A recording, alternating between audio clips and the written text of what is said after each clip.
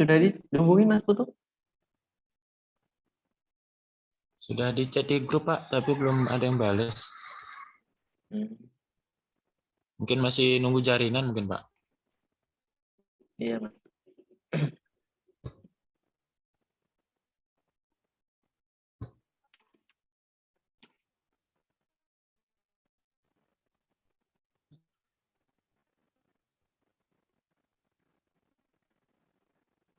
Kita tunggu sebentar lagi ya.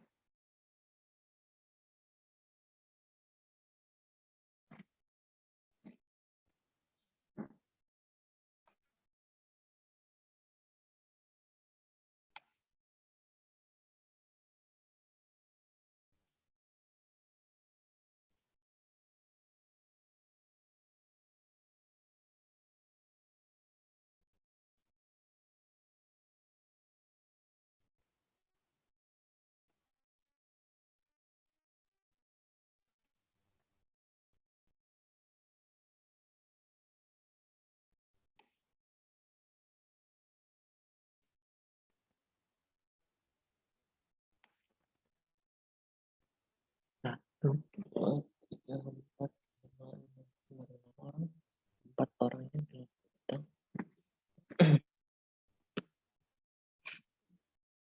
Kita mulai saja ya sembari kita berjalan nanti.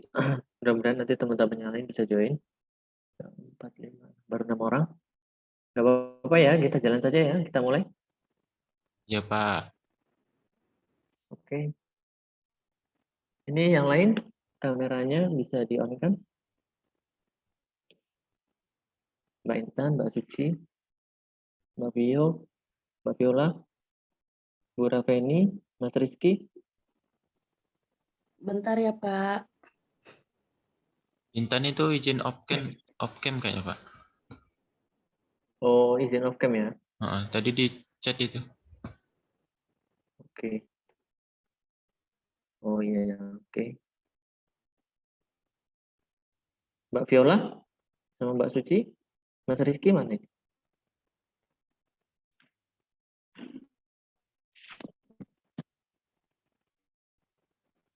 Mbak Suci, Mbak Viola bisa dengar suara saya? Bisa, Pak, bentar. Oke. Ya sudah, kita mulai saja.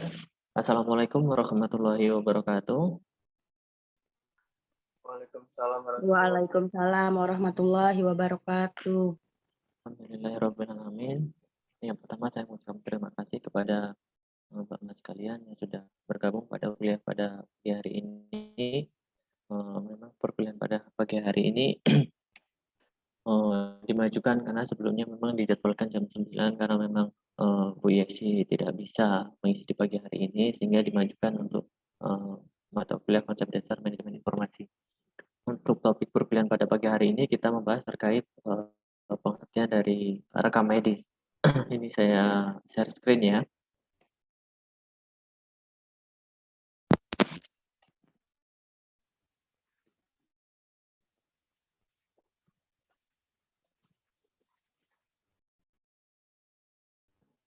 Bagaimana?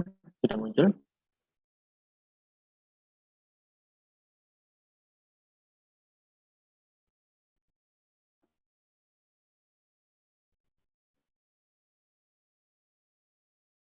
Mbak Mas sudah muncul? Sudah screen saya? Sudah, Pak. Sudah ya?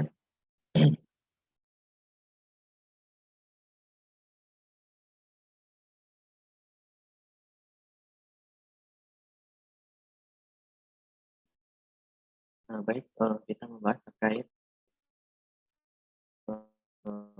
pengertian dari rekam medis. Di sini topik pembahasan kita yang pertama membahas tentang pengertian, dasar hukumnya, kegunaan dan manfaat dari rekam medis, dan sifat dari rekam medis itu sendiri. Ini yang pertama kita membahas terkait pengertian rekam medis. Ini diatur berdasarkan Permenkes 269 tahun 2008, di mana rekam medis adalah berkas yang berisikan catatan dan dokumen tentang identitas pasien, pemeriksaan, pengobatan, tindakan, dan pelayanan lain yang telah diberikan kepada pasien. Artinya bahwa rekam medis ini berkas yang berisikan catatan dari identitas pasien itu sendiri, dari hasil anamnesa, dari hasil pemeriksaan laboratorium, dari hasil diagnosa, terus selanjutnya dari hasil tindakan yang diberikan kepada pasien, dari pasien rawat jalan ataupun rawat inap ataupun dari pasien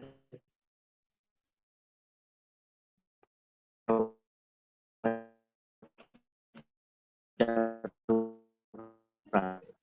Maaf, Ini Pak, medis sendiri. suaranya putus-putus.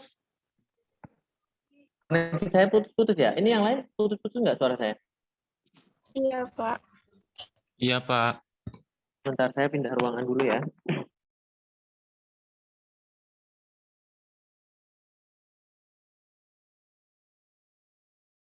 Bentar, saya pindah ruangan dulu. Kayaknya memang koneksi HP saya. Saya pindah ke ruangan.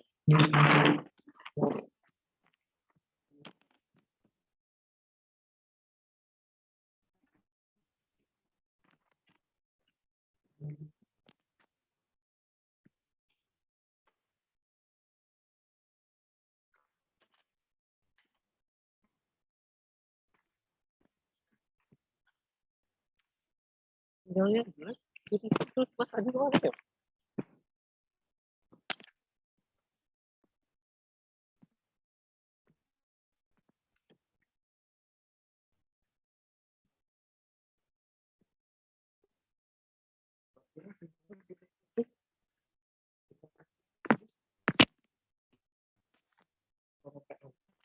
Oke.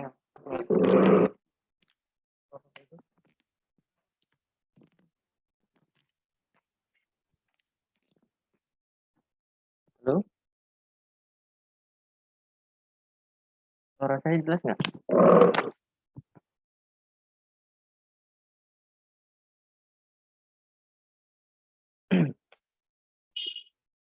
Mbak Mas, suara saya jelas? Apa masih putus-putus? Udah enggak, Pak? Udah enggak ya? Udah enggak ya? Jadi saya ulangin aja. Jadi perkuliahan kita pada pagi hari ini kita akan membahas terkait pengertian rekam medis. Selanjutnya kita akan membahas terkait eh, dasar hukum, terus kegunaan dan manfaat dari rekam medis.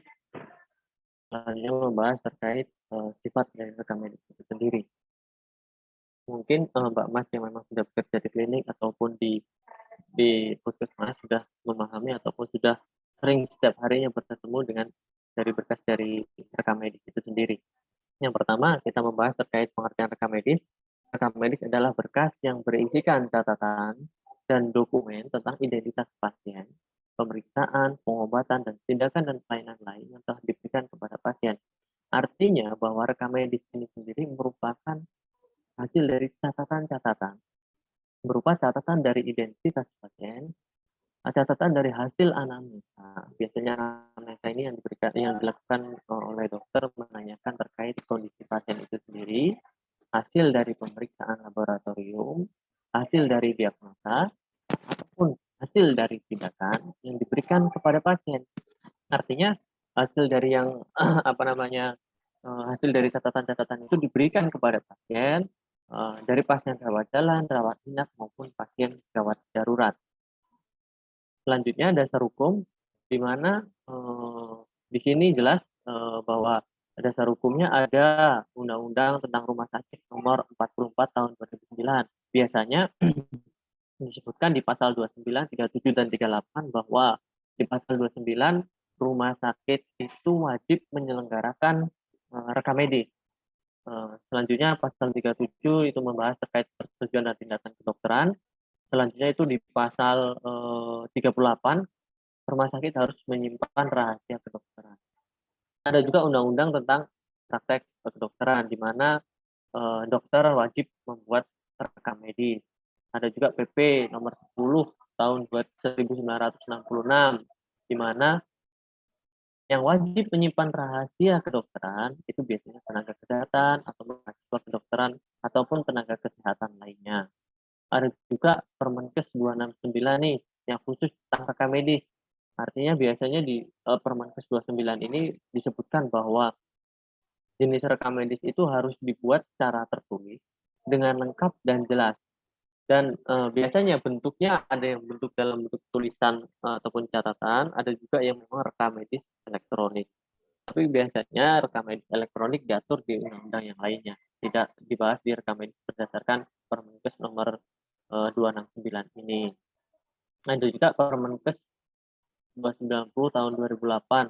Biasanya di sini di Permenkes nomor 290 tahun 2008 ini membahas tentang tindakan kedokteran, di mana semua tindakan kedokteran yang akan dilakukan terhadap pasien harus melibatkan persetujuan. Ini Permenkes nomor 290 tahun 2008. Nah, apa sih kegunaan dari rekam medis itu sendiri? Bisa dilihat bahwa di sini sebagai alat komunikasi yang pertama. Apa yang dimaksud alat komunikasi di sini? Ada yang tahu nggak, Mbak Mas kalian?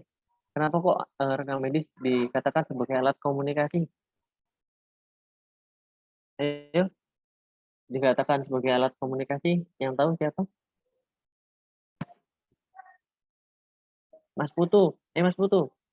Kenapa kok dikatakan sebagai alat komunikasi rekam medis itu? Alat komunikasi. Karena kan keluhan pasien dicatat di sana, Pak. Lalu kita berikan kepada dokter. Jadi termasuk alat komunikasi juga kepada Iya. dokternya. Oke, betul sekali. Artinya di sini jelas bahwa rekam medis sebagai alat komunikasi antar tenaga kesehatan juga. Biasanya, contohnya kalau saya berikan contoh, ketika kita berobat ke rumah sakit, biasanya masuk instalasi gawat darurat. Ketika kita sudah urgent sekali, kita harus masuk ke rumah sakit, kita masuk di instalasi gawat darurat. Nah, di situ biasanya dokter jaga itu memberikan catatan-catatan dari hasil apa namanya keluhan dari pasien itu sendiri dan tindakan yang diberikan oleh dokter. Selanjutnya ketika kita masuk rawat inap, biasanya ditangani oleh dokter spesialis. Dan dokter spesialis itu biasanya melihat dari catatan dokter umum sebelumnya atau dokter jaga sebelumnya, sehingga itu dikatakan sebagai alat komunikasi antara tenaga kesehatan. Ya, saya berikan contoh antara dokter spesialis dengan dokter umum atau dokter jaga di instalasi gawat darurat. Seperti itu. Jelas ya? Selanjutnya yang kedua itu terkait kegunaannya sebagai pelayanan medis. Kenapa kok dikatakan sebagai pelayanan medis? Ayo Mas Rizky. Apa Mas Rizky? Tahu nggak Mas Rizky?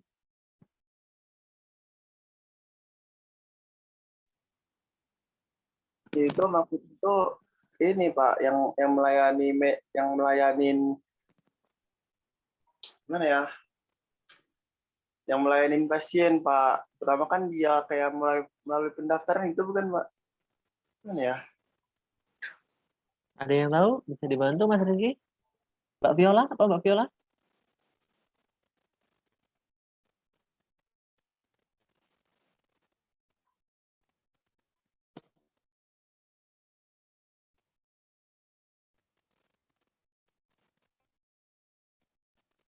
Mempermudah pasien itu sendiri nggak sih, Pak?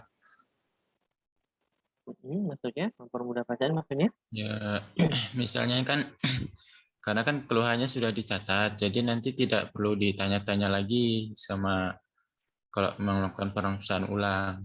Jadi sudah ada catatan, ada datanya dia. Mm-mm. Jadi kan pelayanannya lebih cepat, lebih mudah. Iya, artinya gini. Benar yang dikatakan Mas Putu, artinya bahwa pelayanan medis itu sebagai dasar untuk merencanakan pengobatan atau perawatan. Biasanya di sini jelas bahwa ketika pasien datang ke pelayanan, dicatat dan diagnosa di situ bahwa itu merencanakan apa tidak untuk pengobatan untuk pasien ini sendiri, gitu kan? Itu jelas, sudah jelas di rekam medis itu ada catatan-catatan dari dokter. Biasanya catatan itu yang memberikan catatan biasanya dokter dokter ataupun dokter gigi. Dokter itu termasuknya dokter spesialis, dokter umum, itu jelas bahwa dia merencanakan pengobatan.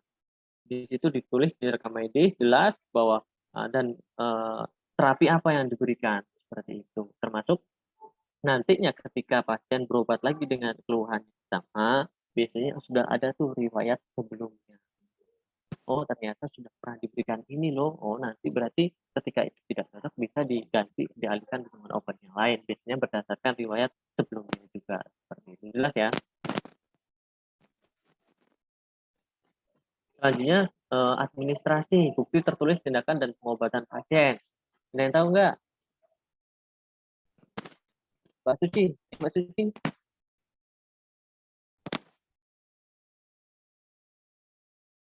Apa Mbak Suci? Saya dengar nggak Mbak Suci?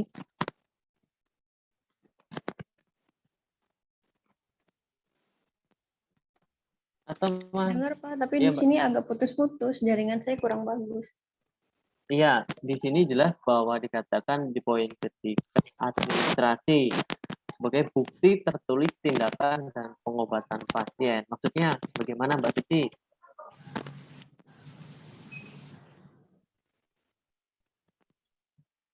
Kan kita saat berobat itu kan gimana ya? Kayak daftar itu kan dicatat, terus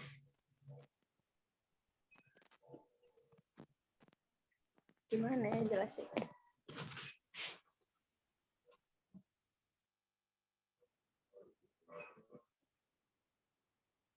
Saat kita melakukan pengobatan apapun itu kan dicatat di rekam medis, jadi itu termasuk ke dalam administrasi.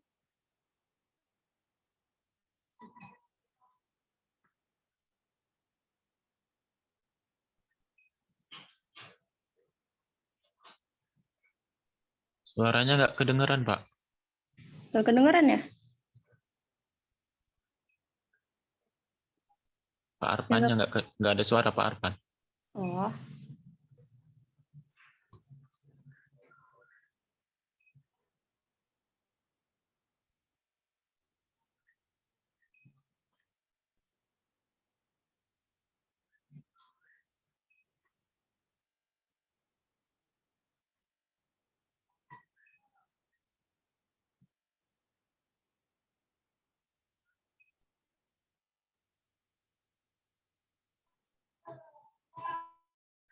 Maaf Pak, nggak ada suaranya Pak.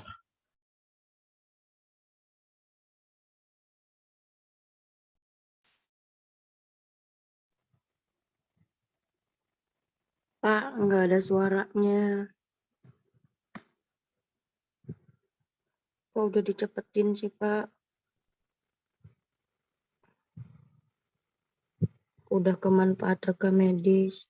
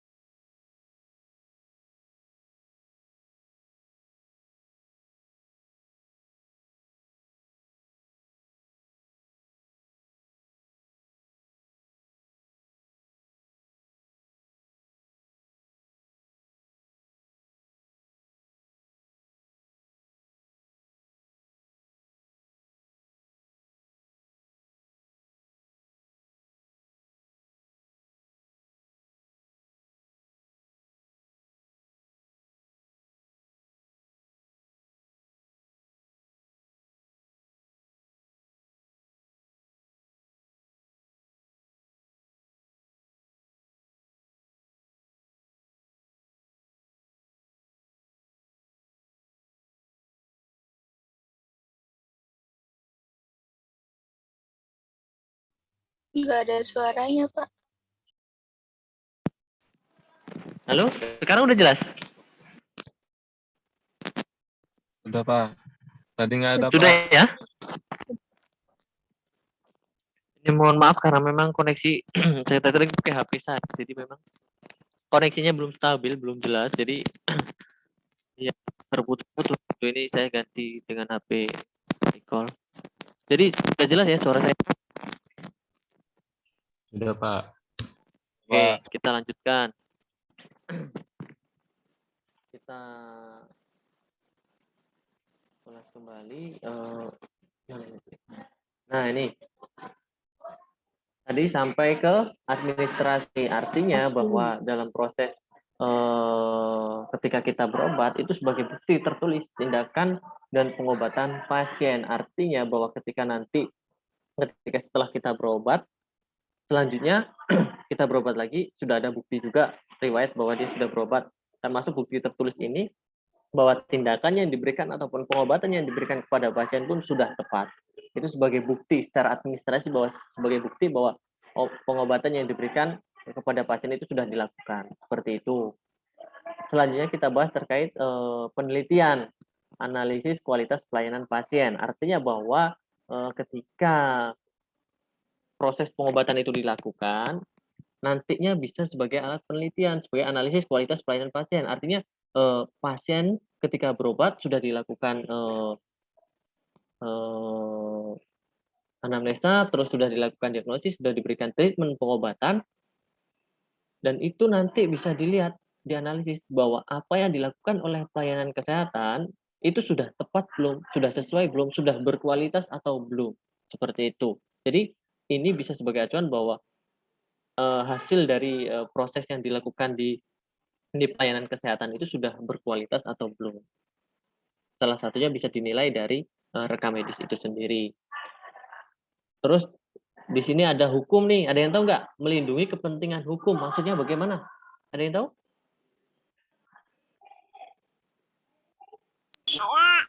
Maaf, nggak ada suaranya, Pak. Nggak ada suara lagi? Suara saya?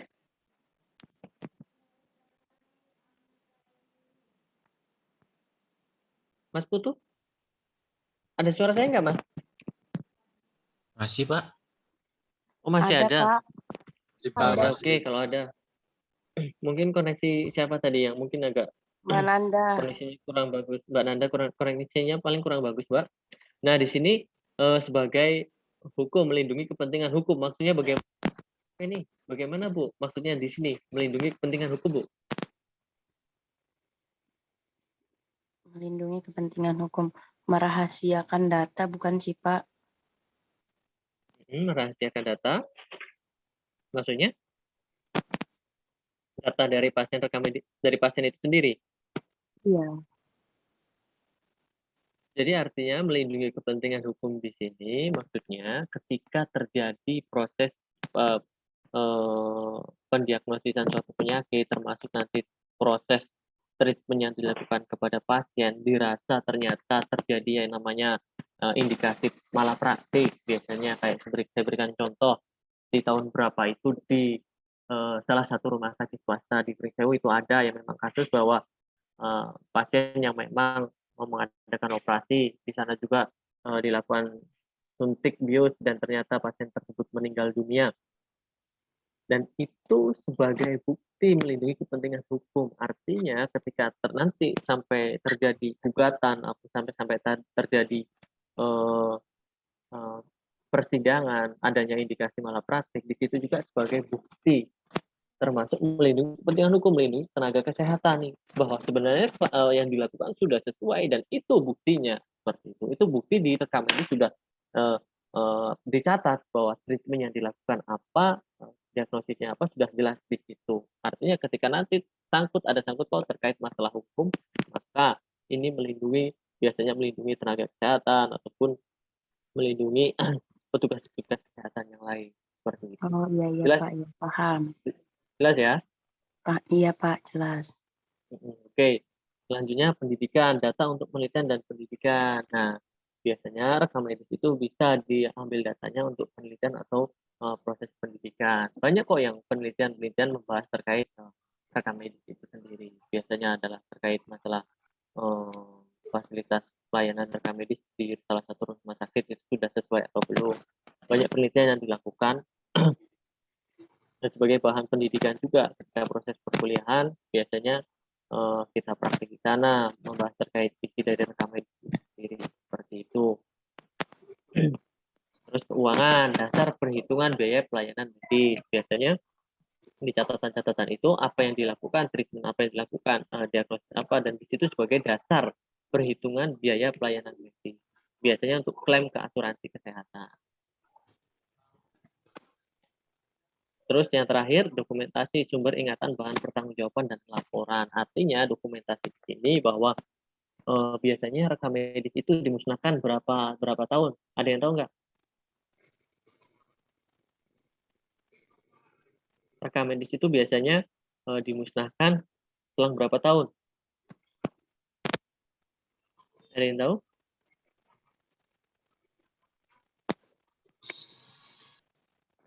Bukannya disimpan terus ya, Pak ya?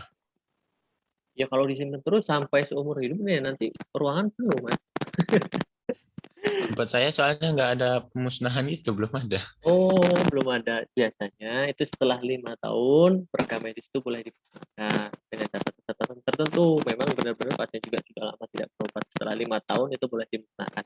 Itu diatur di Permenkes yang tadi di Permenkes 269 tahun 2008 untuk rekam medis itu boleh dimusnahkan setelah 5 tahun, lebih dari 5 tahun.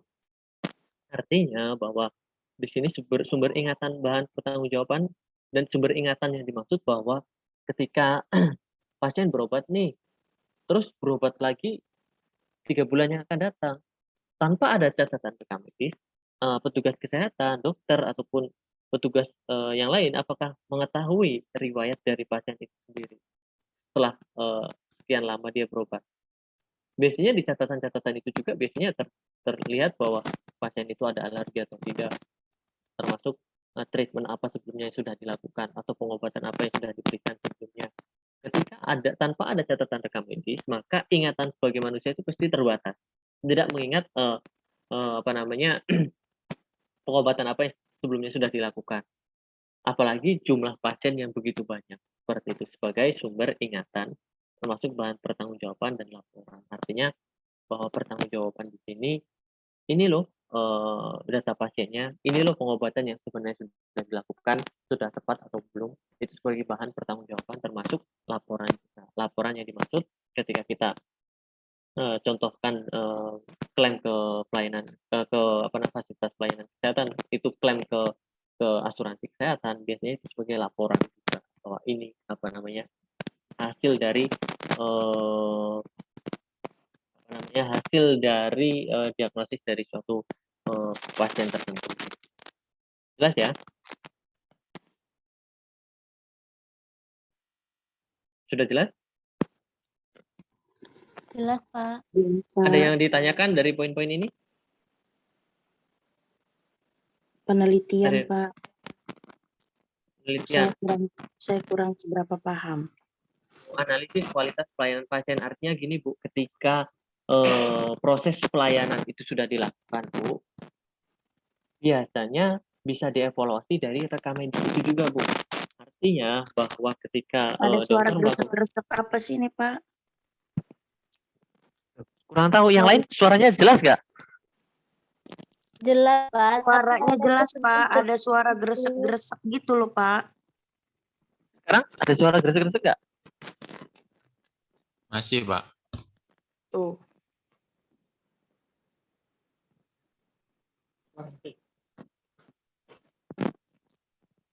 Jadi suaranya kalah sama suara gresek-greseknya, Pak.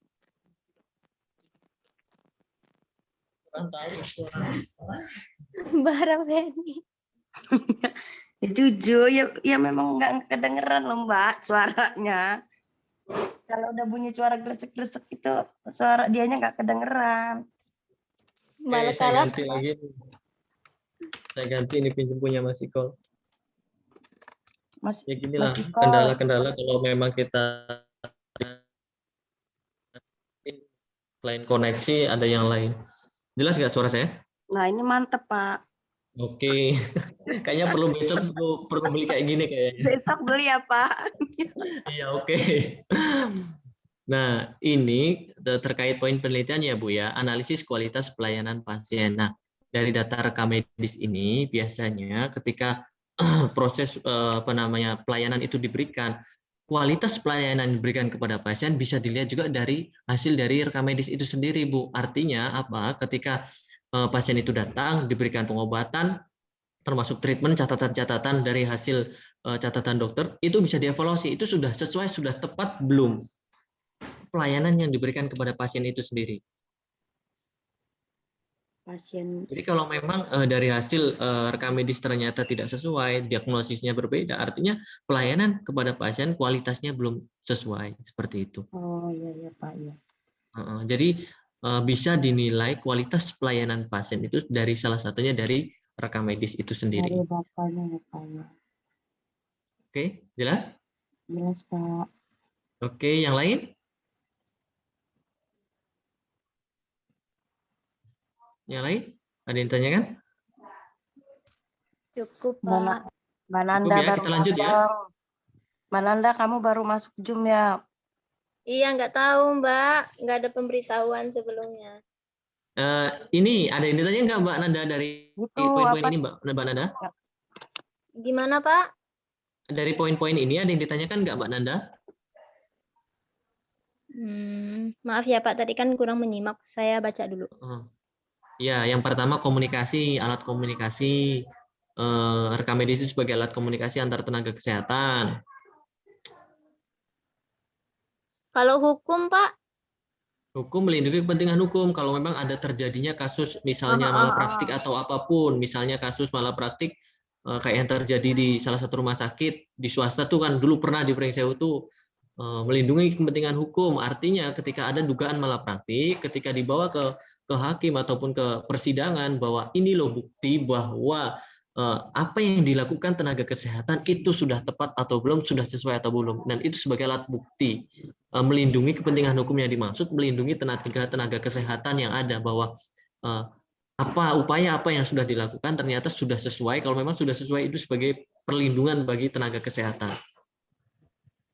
Jika memang terjadi kasus malapraktik atau dugaan malapraktik ataupun kasus yang lain seperti itu. Termasuk biasanya ada kasus pasien berobat, sudah diberikan treatment sudah sesuai, sampai rumah meninggal. Kan itu timbul banyak pertanyaan. Dan di situ biasanya polisi meminta bukti-bukti itu, termasuk bukti dari rekam medis. Biasanya itu diminta. Apakah sudah dilakukan atau sudah sesuai belum yang dilakukan oleh tenaga kesehatan. Jelas ya Mbak Nada ya? Iya, Pak. Terus yang lain?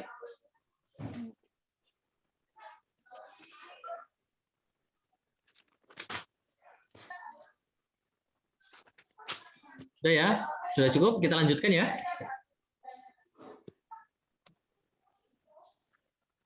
Kita next, lanjut.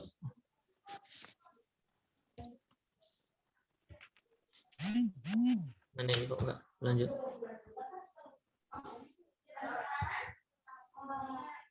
Loh, bentar.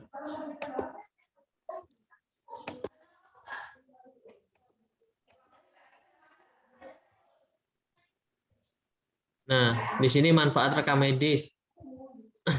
Ini manfaatnya pemeliharaan kesehatan dan pengobatan pasien sebagai alat bukti dalam proses penegakan hukum. Ya tadi sebagai penegakan hukum, tadi sebagai alat bukti, disiplin kedokteran dan kedokteran gigi, dan penegakan etika kedokteran dan etika kedokteran gigi, keperluan pendidikan dan penelitian, dasar pembayaran biaya pelayanan kesehatan, dan data statistik kesehatan. Data statistik kesehatan ini biasanya dilihat dari rekam medis juga. Artinya data-data rekam medis itu bisa dilihat diagnosisnya apa. Biasanya pasien yang berobat itu di rentan waktu dalam waktu tertentu, misalnya dalam waktu 1 bulan, biasanya bisa dianalisis tuh dari hasil rekam medis. Rata-rata tren penyakit dalam waktu 1 bulan ini didominasi oleh penyakit apa? Itu sebagai data statistik kesehatan. Artinya dibutuhkan data-data dari rekam medis bahwa sebagai statistik kesehatan, artinya sebagai melihat tren dari suatu penyakit tertentu di waktu tertentu, seperti itu. Dan di sini dijelaskan bahwa pemanfaat rekam medis sebagaimana dimaksud pada ayat 1 huruf C yang menyebutkan identitas pasien harus mendapat persetujuan secara tertulis dari pasien atau ahli warisnya dan harus dijaga kerahasiaannya. Artinya bahwa di sini jelas dokumen rekam medis itu rahasia. Tidak semata-mata semua orang bisa mengakses rekam medis dari seorang pasien itu sendiri. Dan di sini pemanfaatan rekam medis untuk keperluan pendidikan dan penelitian tidak diperlukan persetujuan pasien bila dilakukan untuk kepentingan negara. Artinya bahwa misal nih saya sebagai peneliti di manajemen informasi kesehatan membutuhkan data rekam medis pasien untuk meneliti terkait suatu penyakit tertentu. Saya tidak perlu konfirmasi ke persetujuan pasien itu sendiri karena ini kepentingan untuk penelitian termasuk kepentingan untuk negara itu sendiri, sehingga tidak perlu kita konfirmasi ke pasien jika memang itu dibutuhkan untuk keperluan pendidikan dan penelitian. Jelas ya? Jelas, Pak. Oke, kita lanjut. Jenis rekam medis nih diatur di pasal 2. Rekam medis harus dibuat secara tertulis, artinya catatan-catatan itu yang membuat dokter ataupun dokter gigi itu dibuat secara tertulis, lengkap dan jelas, atau secara elektronik. Penyelenggaraan rekam medis dengan menggunakan teknologi informasi elektronik diatur lebih lanjut dengan peraturan tersendiri. Artinya di Permenkes ini tidak dijelaskan bahwa rekam medis elektronik itu seperti apa, itu diatur di peraturan yang lain. Karena memang saat ini kita masih memanfaatkan rekam medis secara tertulis ya, belum secara elektronik memang, tapi dalam waktu yang akan datang memang pemerintah sudah mengarah ke rekam medis secara elektronik. Nah, isi rekam medis nih di pasal 3 jelas isi rekam medis, ada isi rekam medis rawat jalan, isi rekam medis pasien rawat inap dan perawatan 1 hari, isi rekam medis untuk pasien gawat darurat, dan isi rekam medis dalam keadaan bencana. Ini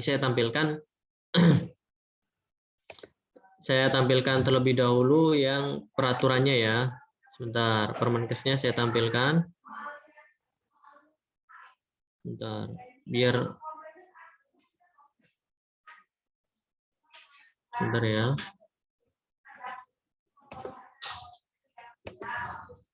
Mbak Mas dibaca aja nanti Permenkes ini, nanti kalau memang mau minta dengan saya kasih, sehingga paling enggak dasar dari rekam medis di Permenkes itu Mbak Mas kalian sudah memahami.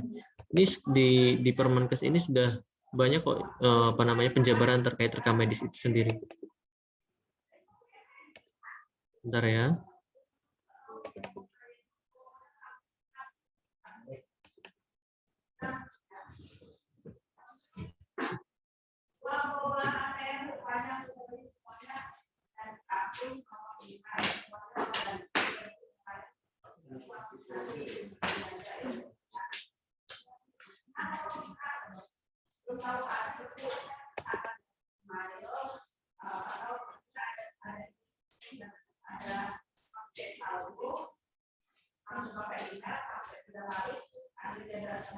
Kok nggak kebuka ya? Nah, ini.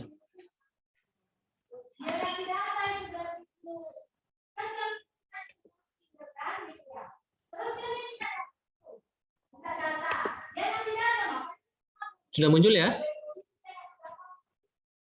Sudah muncul?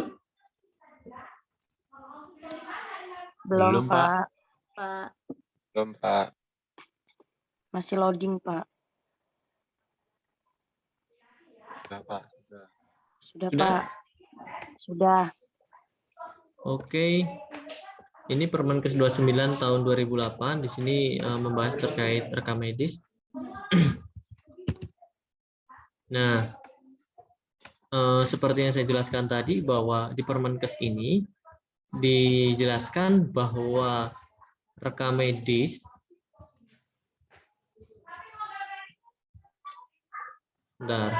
berdasarkan isinya itu dibagi menjadi berapa tadi? 3. Berapa? 3 apa berapa? 4 ding Pak ya? Nah, 4.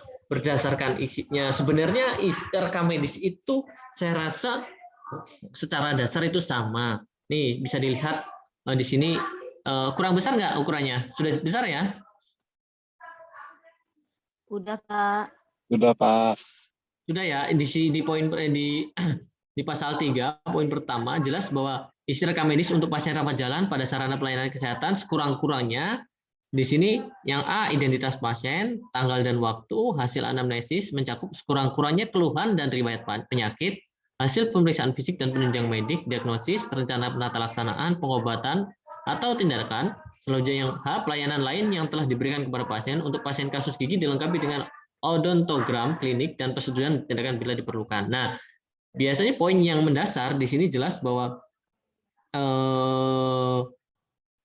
yang isi rekam medis rawat inap itu di sini jelas ada yang poin yang I, catatan observasi klinis dan hasil pengobatan. Yang J, ringkasan pulang. Di sini juga ada ringkasan pulang. Kalau yang dirawat rawat jalan kan nggak ada ringkasan pulang.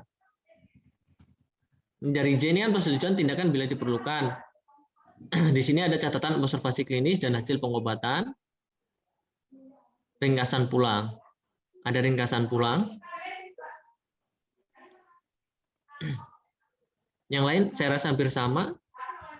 Kalau yang di rekam medis rawat gawat darurat, di sini jelas di poin yang I, ringkasan kondisi pasien sebelum meninggalkan pelayanan unit gawat darurat dan rencana tindak lanjut. Ini ada. poin yang I. Ini di rekam isi yang lain tidak ada. Sebenarnya isinya poinnya sama, tetapi ada beberapa tambahan-tambahan terkait kondisi di pelayanan yang memang di gawat darurat, rawat jalan ataupun rawat inap. Nah, ini juga ada nih sarana transportasi yang digunakan bagi pasien yang akan dipindahkan ke sarana pelayanan kesehatan lain. Ini memang jika memang secara gawat darurat itu pasien harus dirujuk ke pelayanan kesehatan yang lain.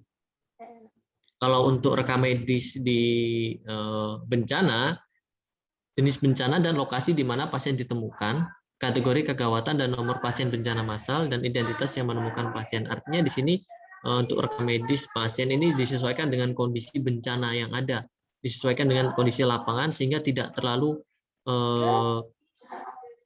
lengkap. Biasanya pasien yang ditemukan memang datanya kan belum ada nih. Kalau kondisi lapangan misalnya banjir ataupun gempa bumi ataupun tanah longsor, biasanya pasien ditemukan itu tanpa identitas. Biasanya hanya ditampilkan jenis bencana dan lokasi di mana pasien ditemukan, lokasinya di mana, kategori kegawatan dan nomor pasien bencana massal, nomor keberapa, dan identitas yang menemukan pasien. Yang menemukan identitasnya siapa. Jelas ya? Ya, Jelas, Pak. Pak. Oke, jelas. Kita lanjut ke yang lain. Nanti Permenkesnya kalau memang minta ke saya, nanti saya kasih.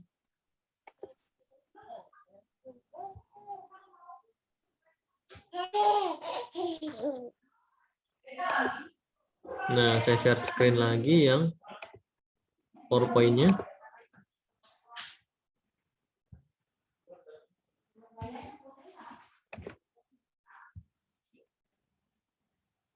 Nah, ini sudah muncul ya? Sudah, Pak. Jadi di sini ada pertanyaan. Jadi rekam medis itu milik siapa? Saya tanya, rekam medis itu jadinya milik siapa? Ayo, yang bisa jawab. Kita bukan sih, Pak.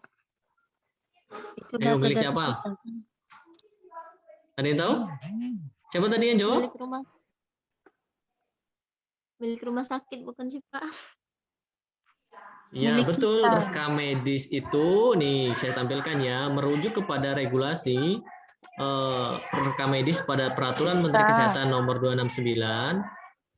Berkas rekam medis adalah milik fasilitas pelayanan kesehatan, milik rumah sakit, milik klinik, milik puskesmas, di mana berkasnya itu milik mereka, milik kita pelayanan kesehatan. Tapi isi dari rekam medis merupakan milik pasien.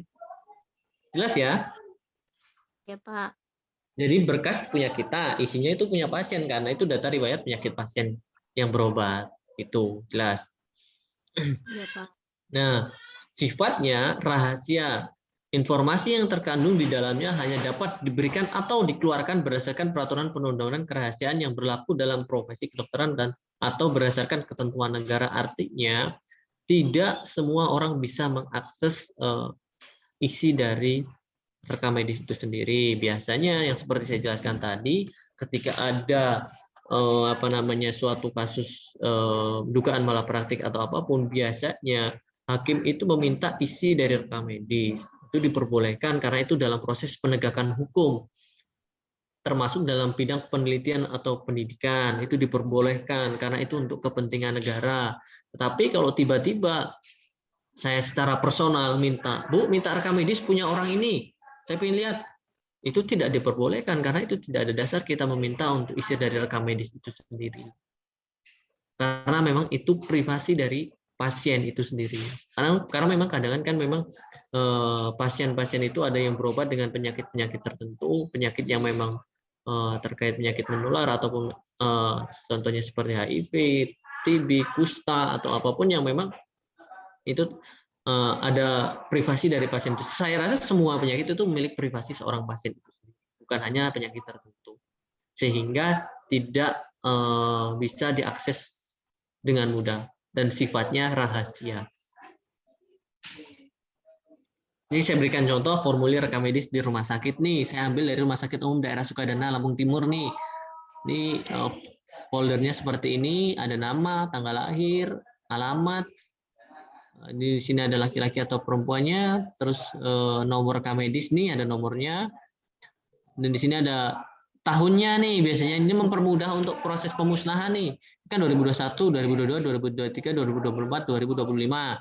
Tahun ini nanti 1, 2, 3, 4, 5. Setelah 5 tahun, misalnya nanti sudah 2026, itu bisa dimusnahkan karena lebih dari 5 tahun. Jelas ya? Iya, Pak. Di sini ada formnya, terlalu kecil ya. Nggak kelihatan ya formnya ya. Bayangkan saja Ini- lah. Ini contoh rekam medis di puskesmas nih. Mbak Nanda, berkas rekam medisnya seperti ini nggak Mbak Nanda di puskesmas, Mbak? Iya, Pak. Cuman Iya ya. identitas aja yang berbeda. Di sini ada buku catatan kesehatan, medical record, nama pasien, status keluarga, tempat tanggal lahir, pekerjaan, dan alamat. Dan rekam medis ini diberikan biasanya 1 orang 1. Jadi mempermudah proses pencarian 1 orang 1. Tidak 1 orang dapat 5, enggak gitu. Memang ada yang sistem modelnya dulu family folder. Mungkin kalau di puskesmas tempat Mbak Nanda, 1 nomor itu bisa buat 1 keluarga nggak Mbak Nanda? Enggak, Pak. Perorangan. Enggak ya? Perorangan ya? 1 orang 1 ya? Oke. 1 orang 1. Ini buku catatan kesehatan. Di sini lihat buku rekam kesehatan juga ada nih. Buku catatan kesehatan dari proses pengobatannya dilakukan. Di sini dicatat. Jadi ini saya berikan contoh seperti ini. Saya ambil sumbernya dari Permenkes 269 tahun 2008 tentang rekam medis, dan ada juga saya ambil dari Pedoman Pelayanan Rekam Medis di Rumah Sakit RSKIA Wijaya Kusuma Kebumen. Ini sumber PowerPoint saya pada pagi hari ini. Jadi sudah terbayang ya rekam medis itu apa?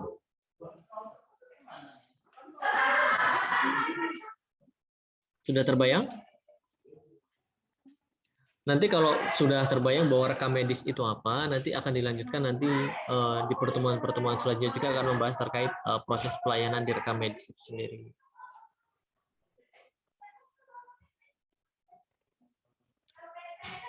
Sudah jelas? Ada yang ditanyakan? Halo? Sudah, Mbak Mas? Pak. Nggak ada? Sudah, Pak.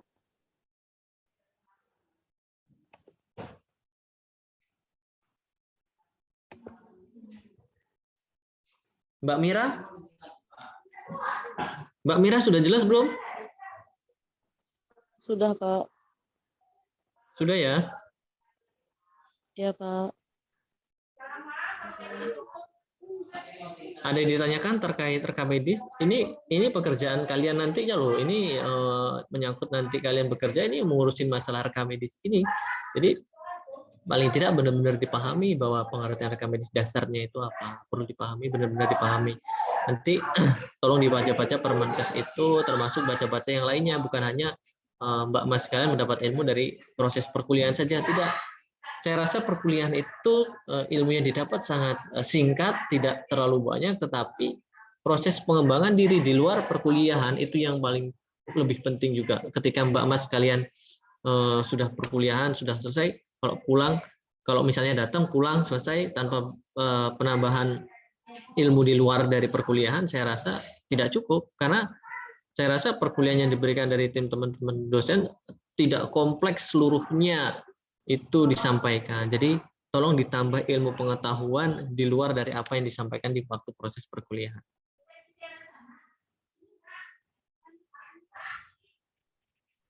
Pak, mau tanya boleh nggak, Pak? Boleh, silakan. Itu kan ada pemusnahan rekam medik setiap 5 tahun sekali. Misalnya kalau dia pasien tetap sering berobat, kalau dia berobat di akhir tahun terus besoknya udah 5 tahun, itu ikut dimusnahkan nggak, Pak? Hitungannya di akhir tahun. Dia artinya belum mencukupi 5 tahun ya? Enggak, iya. Gini mana ya? Di tahun kelima di bulan 12 dia berobat. Nah, terus itu nanti kan kemungkinan bulan depan atau di bulan 1 atau bulan 2 dia berobat lagi. Nah, yang di bulan 12 itu ikut dimusnahkan atau enggak? Gini nih, saya tampilkan ya di Permenkesnya ya nih. Artinya terhitung sejak dia awal berobatnya, Mas Nih saya share nih ya. Muncul nggak Mas?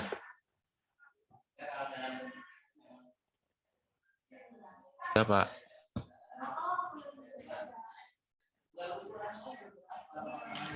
Poin pertama, pasal 8, rekam medis pasien rawat inap di rumah sakit wajib disimpan sekurang-kurangnya untuk jangka waktu 5 tahun terhitung dari tanggal terakhir pasien berobat atau dipulangkan. 5 tahun terhitung dari tanggal terakhir pasien berobat. Jelas ya, jadi kalau memang mau dimusnahkan, saya rasa lebih baik cari aman, jangan sampai terhitung sebelum 5 tahun, sudah mepet nih dimusnahkan. Jangan, yang penting terhitung setelah pasien terakhir berobat, dilihat ternyata sudah lebih dari 5 tahun, itu bisa dimusnahkan. Nih, poin kedua, setelah batas waktu 5 tahun, sebagaimana dimaksud pada ayat 1, dilampaui ya Mas ya, berarti artinya kan lebih dari 5 tahun, rekam medis dapat dimusnahkan, kecuali ringkasan pulang dan persetujuan tindakan medik. Poin ketiga, ringkasan pulang dan persetujuan tindak medik sebagaimana dimaksud pada ayat 2 harus disimpan untuk jangka waktu 10 tahun terhitung dari tanggal dibuatnya ringkasan tersebut. Poin keempat, penyimpanan rekam medis dan ringkasan pulang sebagaimana dimaksud pada ayat 1 dan ayat 3 dilaksanakan oleh petugas yang ditunjuk oleh pimpinan sarana pelayanan kesehatan. Tapi ini jarang terjadi.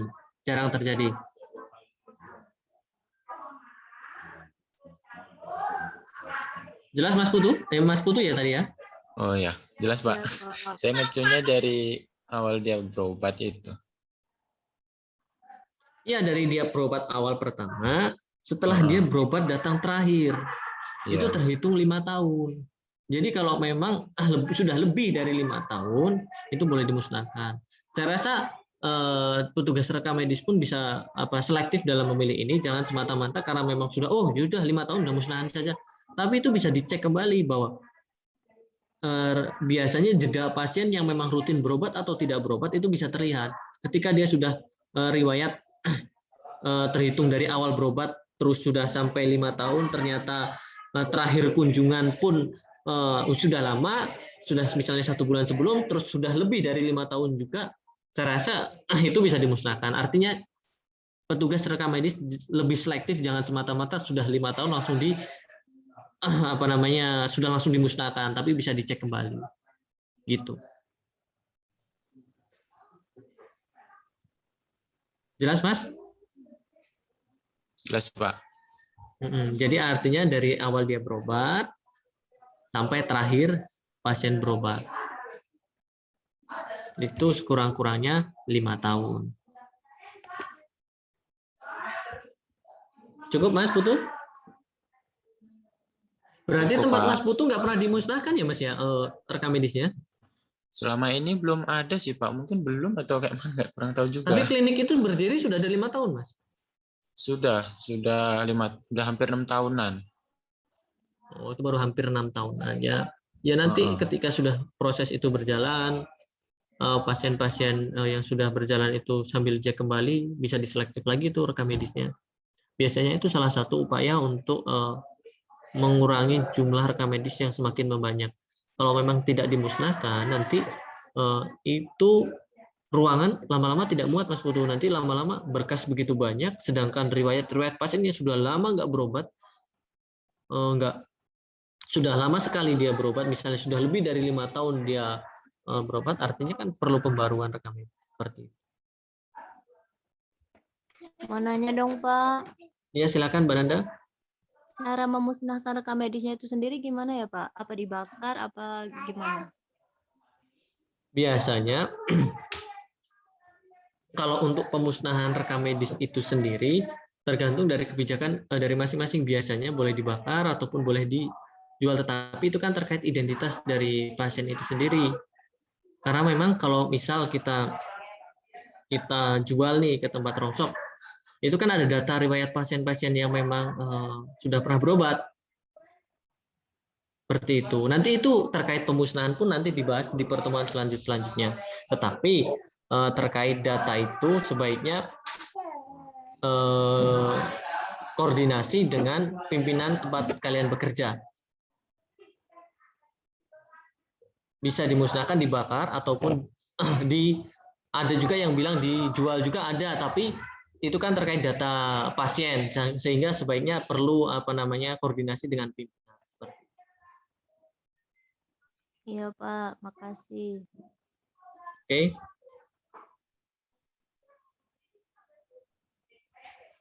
Jelas? Jelas, Pak. Ada yang lain? Tanya lain? Silakan. Mas Farhan, ada yang ditanyakan, Mas?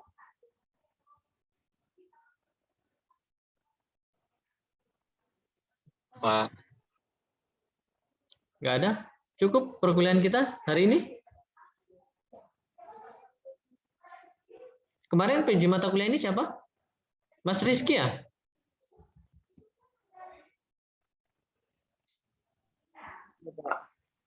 Oh, nanti PowerPoint sama peraturan-peraturan nanti saya kirim ke Mas Rizky. Mas Rizky tolong share ke teman-teman yang lain ya.